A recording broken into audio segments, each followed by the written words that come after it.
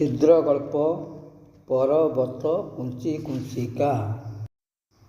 ପାହାଡ଼ର ପାଦଦେଶରେ ଗୋଟିଏ ଛୋଟ ଗାଁ, ଏକଦମ ଅଫସର। ଶିକ୍ଷିତ କହିଲେ ହାତ ଗଣତି କେତେ ଜଣ, କିନ୍ତୁ ସେମାନେ ଷଷ୍ଠ ସପ୍ତମ ଭିତରେ ସୀମିତ। ନାରୀମାନଙ୍କ କଥା ଭିନ୍ନ।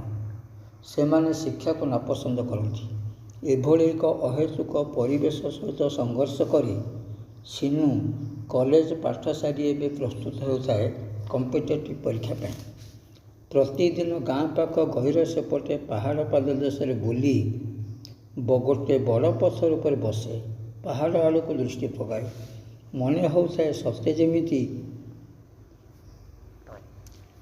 ସେ ଉପଭୋଗ କରୁଥାଏ ପାହାଡ଼ର ପ୍ରାକୃତିକ ସୌନ୍ଦର୍ଯ୍ୟକୁ। କିନ୍ତୁ ତାରି ମଧ୍ୟରେ ସେ ଭାବୁଥାଏ ତା ବାପାଙ୍କର ଗୋଟେ କଥା।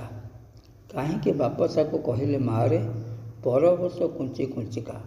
ତା ମାନେ ସ୍ୱୟଂକୁ ବିବାହ କରିବାର ଇଚ୍ଛା ବୋଉ ନିଶ୍ଚୟ ବାପାଙ୍କୁ କହିସାରିଛି। ବାପା ତାଙ୍କର ଅନିଚ୍ଛାକୁ ଏଭଳି ପ୍ରକାଶ କରିଛନ୍ତି। ସ୍ୱୟଂ ତା'ର କଲେଜ ବନ୍ଧୁ, ସମ୍ପତ୍ତି ଓ ଆଭିଜାତ୍ୟ ଭରା ନିରାକାର ବାବୁଙ୍କ ଏକମାତ୍ର ସନ୍ତାନ।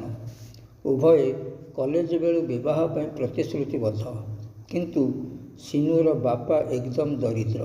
ସେ ଜାଣିଛନ୍ତି ପର୍ବତଟା କୁଞ୍ଚି କୁଞ୍ଚା ଦିଶେ, ମନକୁ ଟାଣି ନିଏ। ଅନେକ ଛୋଟ ଛୋଟ ପର୍ବତ ଥିବାର ତାକୁ ଦେଖିବାକୁ ଭଲ ଲାଗେ। ନିରାକାର ବାବୁ ଜଣେ ଧନୀ ମଣିଷ।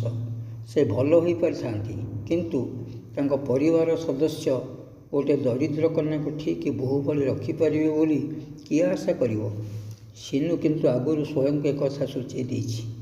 ହେଲେ ସ୍ୱୟଂ ତାକୁ ଗ୍ରହଣ କରିନି। ବରଂ ସିନୁକୁ ବୁଝେଇଛି, ନା ସିନୁ, ତୁମ ଭାବନା ଠିକ୍ ନୁହଁ।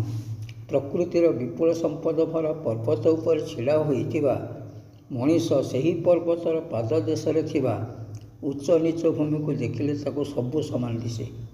ସିନୁ କହେ, ସ୍ୱୟଂ ତୁମେ ସ୍ୱୀକାର କରୁନ କାହିଁକି? ପର୍ବତଟା ଯେ କୁଞ୍ଚି କୁଞ୍ଚିକା।